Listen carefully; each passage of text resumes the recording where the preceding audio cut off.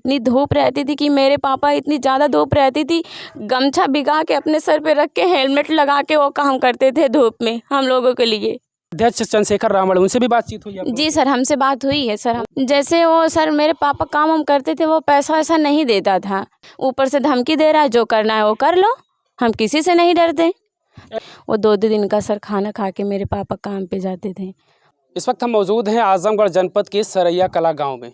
मैं जिस परिवार के साथ मौजूद हूं, इस परिवार का मुखिया अपनी रोजी रोटी के लिए, कमाने के लिए दूर देश यानी दुबई में गया हुआ था। उनकी मौत हो जाती है संदिग्ध स्थिति में। ऐसे में परिवार के आरोप हैं तमाम तरीके के कि उनकी मौत संदिग्ध स्थिति में हुई है, क्योंकि कोई फ़ोटो वगैरह आया था। उस फोटो को देखने के बाद ये लोग ये अंदाज़ा लगा रहे हैं कि उनके साथ कोई अप्रिय घटना हुई है, ना कि उनकी सामान्य तौर से मौत हुई है। इन लोगों का ये भी आरोप है कि जो यहाँ से ले गया था, जो एजेंट है, वो उनके साथ बुरा बर्ताव करता था, उन्हें प्रताड़ित करता था। पेमेंट वगैरह की बात आती थी तो पेमेंट नहीं देता था। 4 महीने से पेमेंट नहीं वो दिया था।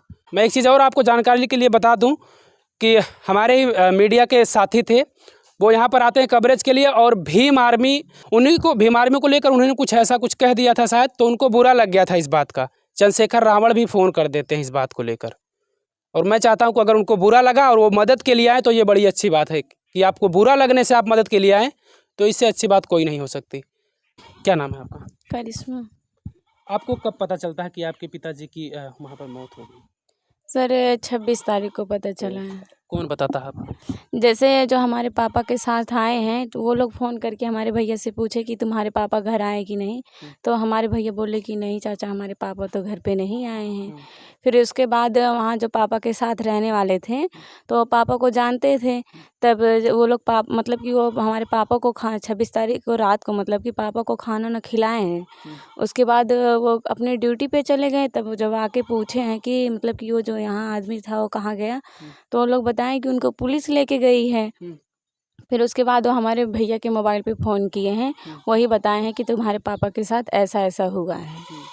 तो हमारे भैया मतलब कि विश्वास नहीं कर रहे थे कि हमारे पापा के साथ ऐसा हुआ है। तब ये बोले कि अगर मतलब कि आपके पास कोई प्रूफ है, फ़ोटो वीडियो कुछ भी, तो आप भेजिए। तो उन्होंने कहा पहले आप उधर से फ़ोटो भेजिए।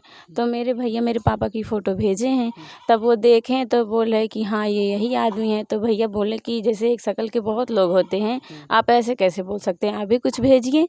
तब वो भी मतलब कि 27 तारीख को कि कब रात को मेरे भैया के पास फ़ोटो भेजे थे।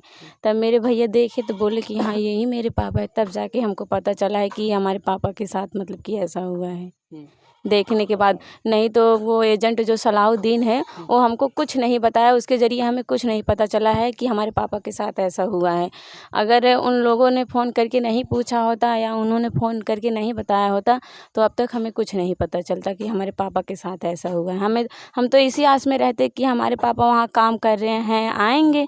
हमको थोड़ी पता लगता कि हमारे पापा के साथ ऐसा हो गया है। उस एजेंट ने कुछ नहीं बताया, इस बात का उसने जिक्र ही नहीं किया? नहीं, उसने कुछ नहीं, ऐसे अनजान बन रहा है कि जैसे लग रहा है कि उसे कुछ पता ही नहीं है।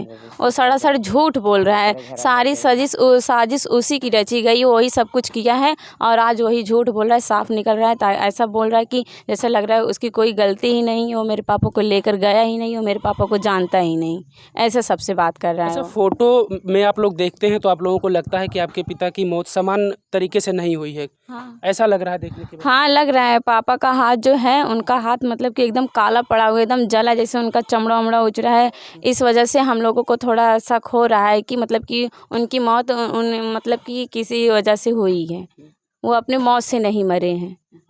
अच्छा, आप लोग ये भी बताते हैं कि आप जो एजेंट था आपके पिता से, उसका विवाद वगैरह होता था। किस बात को लेकर विवाद होता था या फिर क्या कारण था वो सब? जैसे वो सर मेरे पापा काम हम करते थे, वो पैसा वैसा नहीं देता था, पैसा वैसे के लिए लड़ाई कर लेता था। जब मेरे पापा मतलब कि बोलते थे कि मैंने काम किया है, आप मेरा पगार क्यों काट रहे हैं, तो इस बात को लेकर वो उनसे लड़ाई झगड़ा करने लग जाता था, गाली गलौजा दे देता था, वहाँ से भाग जाता था। मेरे पापा की कोई बात ही नहीं सुनता था। अगर मेरे पापा फ़ोन पे भी बात करने की कोशिश करते थे तब भी वो फ़ोन नहीं कर उठाता था, ना बात करता था, मोबाइल वह बंद कर लेता था। आखिरी बार आपके पिताजी का पेमेंट कब आया था? हमारे पापा तो वही मार्च में पैसा दिए थे सर। मार्च के बाद तब से हमारे पापा पैसा नहीं यानी दिए। 4 महीने तब से बीता, तब से पैसा नहीं? नहीं वो आप लोग नहीं कहते थे कि पापा पैसा वैसा दीजिए, कुछ खर्च पानी कैसे चलेगा? जैसे हम कहते थे अपने पापा से कि पापा अगर आप पैसा वैसा नहीं देंगे तो मतलब कि पढ़ाई लिखाई घर का खर्चा कैसे चलेगा।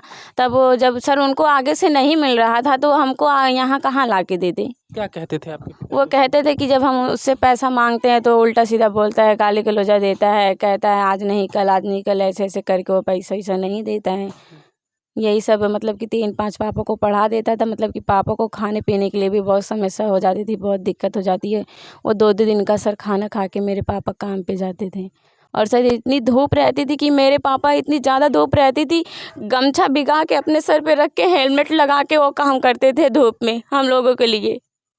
सर किसी के भी पिता अपने बच्चों के लिए कुछ कर रहे तो इसका मतलब ये नहीं है कि उसकी मजबूरी का गलत फ़ायदा उठाया जाए। तो उसने ऐसा ही किया है हमारे पापा के साथ, हम लोगों के साथ। इसके ज़िम्मेदार कोई और नहीं है, इसका ज़िम्मेदार सिर्फ वही सलाउद्दीन ही है और वही हम लोगों का खर्चा देगा। हमारे पापा रहते, हमारे पापा को छोड़ा होता, हमारे पापा से काम धंधा करवाया होता, उनका पैसा दिया होता, चाहे वो 10,000 देते चाहे 5,000 देते, कम से कम हम लोगों का सहारा तो बना रहता है। अब वो हम लोगों का सहारा भी छीन लिया है, बोल रहा है कि हम कुछ करेंगे भी नहीं, ऊपर से धमकी दे रहा है, जो करना है वो कर लो, हम किसी से नहीं डरते। ऐसा कह रहा है वो? हाँ सर ऐसा बोले तो आप ही लोग बताइए, ये सरासर गलत है कि नहीं है। अगर उसकी गलती नहीं है, उसने कुछ नहीं किया है, जैसे हम मतलब कि लड़ रहे हैं अपने पापा के लिए, वैसे वो भी अपनी सच्चाई सामने लाने के लिए लड़े ना। वो क्यों वहाँ भाग के बैठा है, वो क्यों नहीं साथ में आ रहा, वो क्यों नहीं बात कर रहे हैं हम लोगों से? बताए ना कि हाँ हम ऐसा नहीं किए हैं, हमारे ऊपर आरोप क्यों लगा रही हो? उसे बात करना चाहिए ना, अगर वो सही है तो। वो क्यों मेरे पापा के साथ नहीं आ रहा है? हम लोग को तो उसी को बुला रहे हैं। जब मेरे पापा को साथ में तुम लेके गए हो तो तुम ही आइए मेरे पापा के साथ। वो आ भी नहीं रहा है, बात भी नहीं कर रहा है, उल्टा धमकी भी दे रहा है हमको। जब उसके घर पे हमारे मतलब कि घर के हमारी मम्मी गई थी तो वो बोल रहा है मेरे भाई के मोबाइल पे फ़ोन करके, जैसे वहाँ हमारे चचेरे मामा रहते हैं तो उनके मोबाइल से फ़ोन करवाया। बोल रहा है मेरे भैया से कि हमारे घर से सबको बुलवा लीजिए, पुलिस वगैरह सब लोग गए हैं, मतलब कि वहाँ हमारी बहुत बेइज्जती हो रही है, हमारे 4 बच्चे हैं, हमारी बीवी हैं, मतलब कि बहुत बेइज्जती हो रही हैं।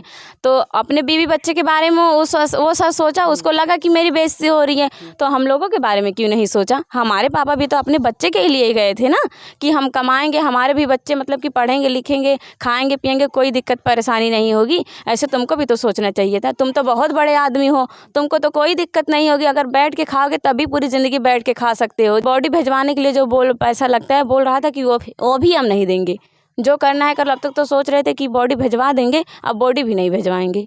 ऐसा कह रहा है? हाँ सर, कह रहा है कि अरे तुम लोग बवाल कर रहे हो, तमाशा कर रहे हो, मजाक बना के रख दिए हो, पता नहीं क्या समझते हो अपने आप को, तुम लोग इतना बड़ा सब कुछ सर से पानी लगा रहे हो, ऐसा क्यों कर रहे हो? डेड बॉडी को लेकर कुछ मतलब आपकी प्रक्रिया क्या हुई? पुलिस प्रशासन से भी आप लोगों ने बातचीत किया होगा डेड बॉडी को लेकर? जैसे सर मतलब कि बात कर रहे हैं पुलिस प्रशासन से भी, मतलब कि वहाँ आजमगढ़ भी गए थे, एसपी साहब से भी बात किए थे। जैसे सर कोई इतना सब, जैसे सर लोग इतना बिजी रहते हैं कि बात सुनने के लिए राजी ही नहीं रहते हैं। अगर सर हमारी सरकार चाहेगी ना तो दुबई बहुत दूर नहीं है, अगर हमारी सरकार चाहेगी तो उसको वहाँ से खींच के लाएगी। तो कहाँ है सरकार, क्यों बैठी है, माथे पे हाथ रख के क्यों बैठी है? गरीबों के लिए कोई क्यों नहीं है? अगर कोई आवाज़ उठाने की कोशिश करता है तो लोग उसे दबाने की कोशिश करते हैं, उसका गलत मतलब निकालते हैं। अगर कोई हम लोगों के लिए लड़ने के लिए तैयार है, जैसे वो भैया आए थे, मतलब कि हम लोगों के लिए कुछ ऐसी बातें बोल दी हैं तो सबको बहुत बुरी लग गई। अगर वो हमारे खिलाफ आवाज़ उठा रहे हैं, मतलब कि हमारी परेशानी देख के हमारे लिए लड़ रहे हैं, तो इसका मतलब ये नहीं है सर कि उनको भी फ़ोन करके धमकी दिया जाए, गाली दिया जाए, हम तुमको उठवा लेंगे, ये करवा देंगे, वो करवा देंगे। ऐसा तो सर नहीं, ये कानून तो नहीं बना है ना कि अगर कोई किसी के लिए लड़ रहा है, उसको अगर न्याय दिलवा रहा है तो उसी को हम लोग धमकी दे उल्टा। अच्छा, भीम आर्मी उस बात के बाद शायद जब से वो खबर बनाकर गए हैं भीम आर्मी, तब जाकर शायद सक्रिय हुई है जी। भीम आर्मी के लोग भी आपके यहाँ कुछ लोग आए थे? हाँ सर, बहुत लोग आए थे, मतलब कि अभी 2 दिन पहले भी 8-10 लोग आए थे। अभी कल भी हमारे घर पे मतलब कि 20-30 लोग आए थे भीम आर्मी के। हाँ सर आए। ये लोग क्या कह रहे हैं? क्योंकि इनका एक संगठन है, बड़ा संगठन है, अगर ये लोग चाहेंगे तो सब कुछ जल्द हो जाएगा। अगर बात करते हैं दलितों को, पिछड़ों को न्याय दिलाने की बात करते हैं कि हम उनके साथ हैं, हम उनका सहयोग करते हैं, तो ऐसे में आप लोगों को क्या लग रहा है कि ये लोग साथ दे रहे हैं वाकई में या फिर बस ऐसे ही? नहीं सर, लग रहा है कि हमारा साथ देंगे, मतलब कि हाँ बोल रहे हैं कि बेटा हमसे जितना हो सकेगा, बहन हमसे जितना हो सकेगा हम आपके लिए लड़ेंगे, हम इंसाफ दिलवा के रहेंगे, न्याय दिलवा के रहेंगे।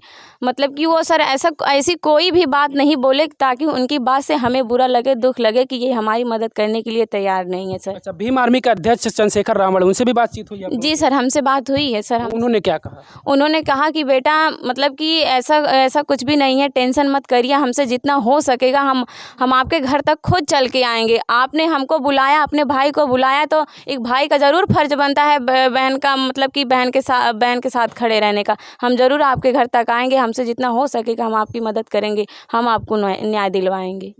बिल्कुल, ये परिवार अब उसी उम्मीद पर है कि इन्हें न्याय मिले, और सबसे बड़ी चीज़ है कि इनकी मदद होनी चाहिए। आप देख रहे हैं, तस्वीरों में आपको दिख रहा होगा कि 4 बेटियां हैं, और चारों बेटियों की अभी शादी नहीं हुई किसी की ने? नहीं, मतलब कि हम लोग 5 बहन हैं, ये हमारी बड़ी दीदी हैं, बस इन्हीं की शादी हुई है। अच्छा, 5 बेटियां हैं, 5 बहनें हैं, 5 में से सिर्फ 1 बहन की शादी हुई, अभी 4 बहनों की शादी नहीं हुई है, और पिता का साया सर से उठ गया। और भाई की स्थिति आप लोग अभी देखे होंगे कि उनके हाथ में इन्फेक्शन वगैरह हो गया था, ऑपरेशन वगैरह कराए हैं, तो उनकी भी वो स्थिति नहीं कि वो कुछ काम धाम कर सके। ऐसे में ज़रूरत है इस परिवार को मदद की।